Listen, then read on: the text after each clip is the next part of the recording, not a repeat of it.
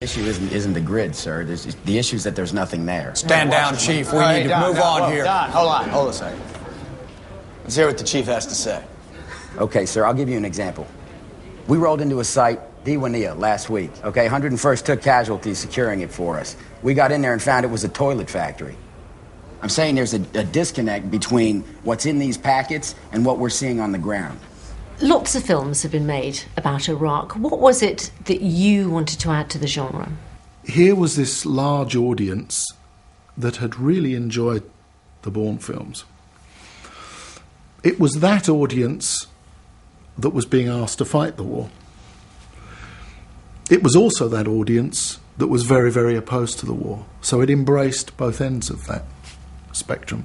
And it seemed to me then that the opportunity, if I was going to make a film set in around the events of the occupation and the invasion, was to offer that audience those heady, intrigue-filled, conspiracy-laden, paranoid, fear-driven, revenge-driven, hubristic, dream-laden months that actually did so much to shape the way the last decade unfolded. Is there a risk, though, in this amalgam of the kind of films which you, based on your experience as a journalist, meticulously researched, and what you describe as the popcorn movies of the Bourne films, that you'll fall somehow between the two stools? Yeah, of course it is. And that'll be for you to judge and the audiences to judge. The point is, most of us, I think, believed our leaders when they said these weapons were there and that was the reason we were going in. I listened to Tony Blair, in the House, and I believed him.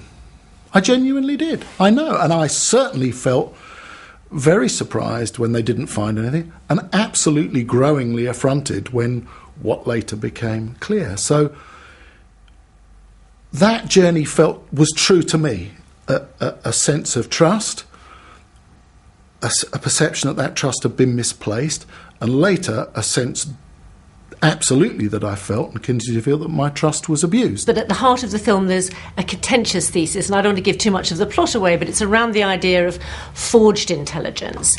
Well, is it contentious? I mean, if you ask people in the Bush administration, is a matter. You're saying something's contentious, and I'm saying out there people broadly believe, with good justification, that the intelligence was trimmed, massaged, manufactured. It contained forgeries, fabrications and fakes. Of that there is no question. But that is a matter of record. But is it a question of a government deliberately forging? That's what, I mean, if you talk to people in the Bush administration, they would say the reason that the intelligence was flawed was because Saddam Hussein himself wanted the world to believe that he was more powerful than he was. Balls, Martha. That's utter balls. Well, that's your argument. No, it's not any argument. Read Bob Woodward's successive book. Read James Risen. Read Ron Susskind.